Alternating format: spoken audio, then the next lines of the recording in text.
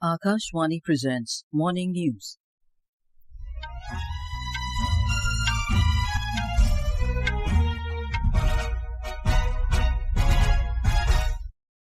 Good morning, I'm Anuja Kumar. The headlines. Prime Minister Narendra Modi to inaugurate SEMICON India 2024 in Greater Noida this morning. Second Asia-Pacific Ministerial Conference on Civil Aviation begins today in New Delhi. Prime Minister to release next installment of PM Awas Yojana to lakhs of beneficiaries on 15th of this month. Russia launches its largest naval drill in decades involving all 5 fleets. International crude oil prices crashed to near 3-year low. In hockey, India to take on Malaysia in men's Asian Champions Trophy tournament in Hulunbuir, China today, and 45th FIDE Chess Olympiad to kick off in Hungary's capital Budapest this evening.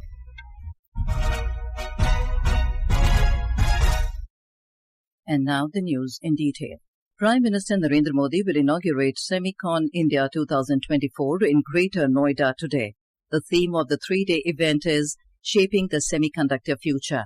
The conference will showcase India's semiconductor strategy and policy, which envisions making India a global hub for semiconductors. Our correspondent reports that top leadership of global semiconductor giants will participate in the program with more than 250 exhibitors and 150 speakers. More from our correspondent.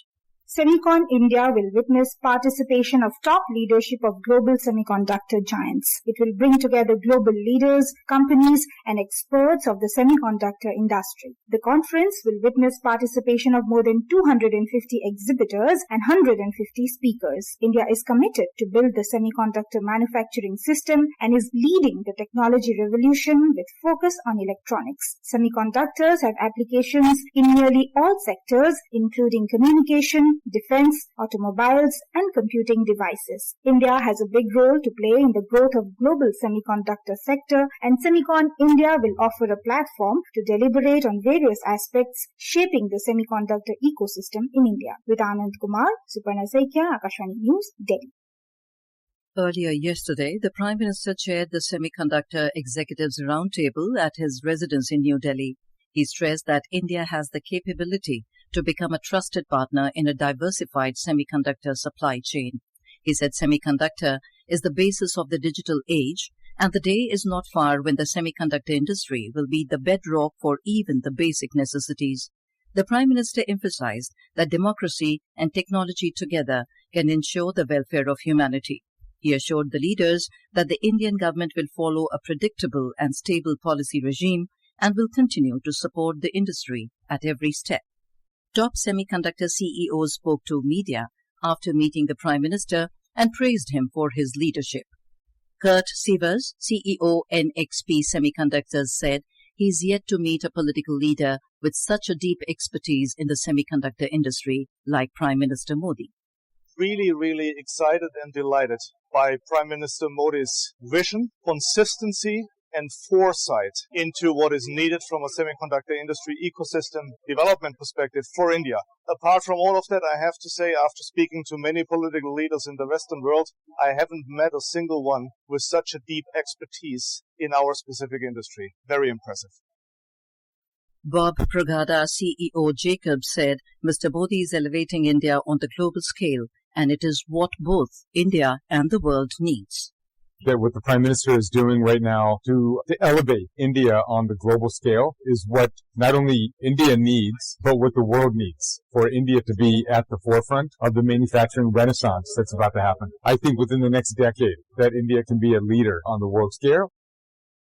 Luc van den Hove, CEO IMEC, said he is very impressed with the leadership shown by Prime Minister Modi, which shows a strong commitment to make India a powerhouse in the area of semiconductor technology. The second Asia-Pacific Ministerial Conference on Civil Aviation will begin at Bharat Mandapam in New Delhi today. The International Civil Aviation Organization and the Ministry of Civil Aviation are co-hosting the 2-day event. India is the fastest-growing aviation market in the world and is currently the third largest in the domestic segment. In the last decade, the number of aircraft in India increased from 400 to more than 800, and airports grew exponentially from 74 to 157.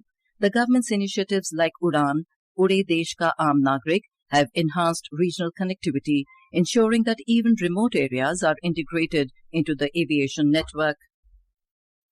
Prime Minister Narendra Modi will release an installment of 2,745 crore rupees to lakhs of beneficiaries of Pradhan Mantri Awas Yojana in Jamshedpur, Jharkhand on the 15th of this month.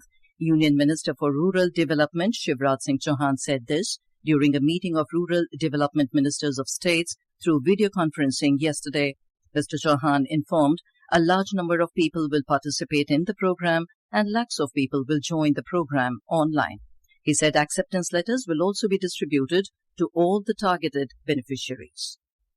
The Bharatiya Janata Party, BJP, has announced that the party has enrolled over 2 crore new members in just 8 days since the launch of its national membership drive on the 2nd of this month.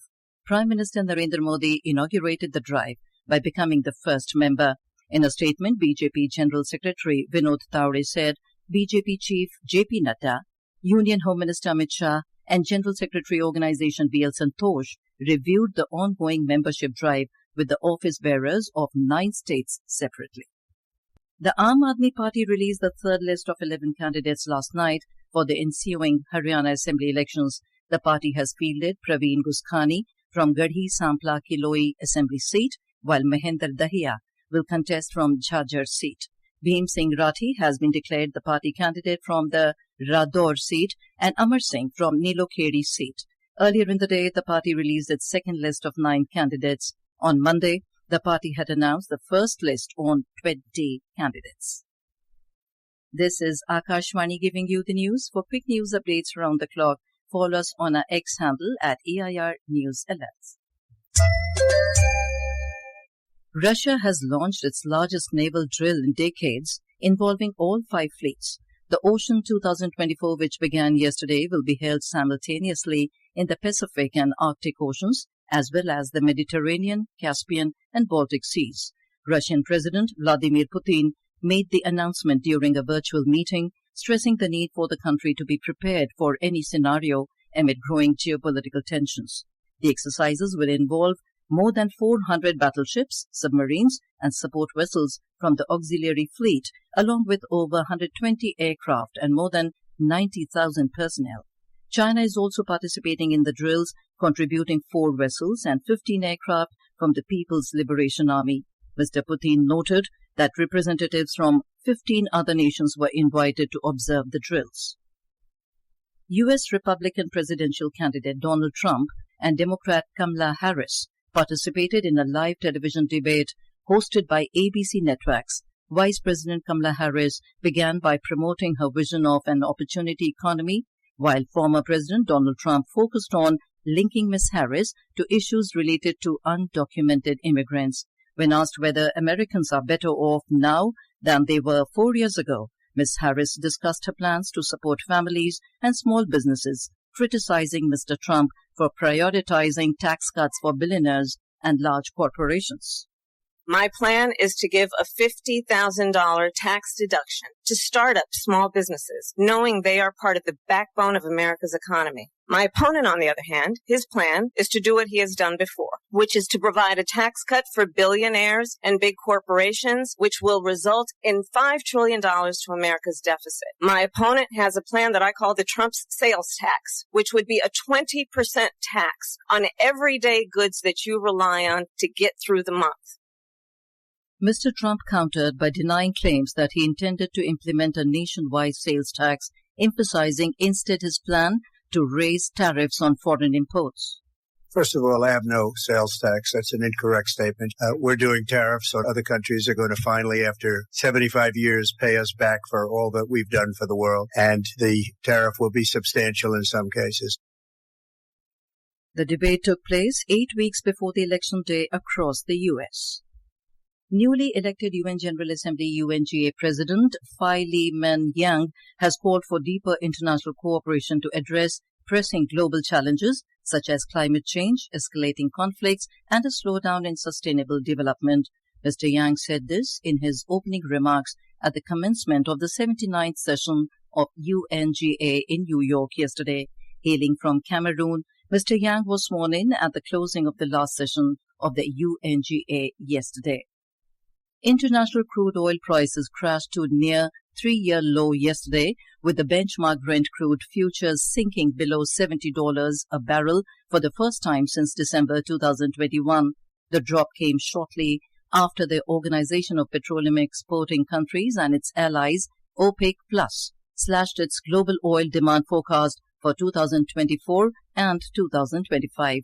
Brent crude futures dropped by $2.65 to $69.19 a barrel. U.S. West Texas Intermediate crude settled down 4.31% to $65.75 a barrel. The India Meteorological Department IMD has forecast very to extremely heavy rainfall over parts of Rajasthan, Madhya Pradesh, Vidarbha, Uttar Pradesh and Uttarakhand today, as the well-marked low-pressure area over northeastern Madhya Pradesh and surrounding region is expected to re-intensify into a depression. The Weather Department has also predicted heavy rainfall in northeastern states, West Bengal, Bihar and Chhattisgarh for next few days. In Telangana, the authorities have issued the second flood warning in Bhadradri Kothagudem district following the water level in River Godavari crossing the 48-feet mark at Bhadrachalam last evening. The district authorities informed that the discharge in the river down the stream was recorded at 11.82 cusecs. An interministerial central team, IMCT, will visit Telangana today to assess the damage caused by the recent floods and heavy rain. The Ministry of Home Affairs constituted the IMCT with 6 officials. Joint Secretary in the Home Ministry and Advisor at the National Disaster Management Authority, Colonel Kirti Pratap Singh, will lead the team. The other members of the team include officers from Union Ministries of Agriculture, Finance, Roads and Highways, Rural Development and National Remote Sensing Centre. On to sports. In hockey, defending champions India will take on last edition's runners-up Malaysia in their third match of Men's Asian Champions Trophy tournament at Hulunbuir, China today. The Harmanpreet Singh-led team currently leads the points table with 6 points. The 45th FIDE Chess Olympiad will begin Hungary's capital, Budapest, today. The 12-day biennial event will feature over 1,800 players with 193 national teams registered in the open section and 181 teams competing in the women's section. India will enter the open section as the second-seeded team just behind the USA. And now, for a look at today's newspapers, it's over to Subhadra Ramachandran. Thank you, Anuja. In a bid to increase participation of voters, a headline in the Indian Express quotes the Election Commission instructing Jammu and Kashmir, don't shift booths or cancel rallies, no preventive detentions. Government plans to unveil social security plan for gig workers to mark 100 days of the incumbent NDA government, states Hindustan Times. Bountiful apple pickings likely with iPhone 16. Series may give US company record 8% market share by volume in India. Increased revenue 18% this year with its latest range flaunting artificial intelligence, cites the Economic Times. Eat, pray, love. Number of leopards up 50% in a year at Asola, writes the Times of India about the South Delhi Wildlife Sanctuary, indicating a good sign for the city's ecology. And finally, the Hindu Business Line reports of a new sport that uniquely combines tennis, table tennis and badminton, soon to have an IPL-style league, under the headline, Pickleball, the new rage, gets India paddling away. With that, it's back to you, Anuja. Thank you, Subhadra. And now, before we end the bulletin, the headlines once again. Prime Minister Narendra Modi to inaugurate SEMICON India 2024 in Greater Noida this morning. Second Asia-Pacific Ministerial Conference on Civil Aviation begins today in New Delhi. Prime Minister to release next installment of PM Awas Yojana to lakhs of beneficiaries on 15th of this month. Russia launches its largest naval drill in decades involving all 5 fleets. International crude oil prices crashed to near 3-year low. In hockey, India to take on Malaysia in Men's Asian Champions Trophy tournament in Hulunbuir, China today. And 45th FIDE Chess Olympiad to kick off in Hungary's capital Budapest this evening. And with that, we end the morning news. Have a nice day.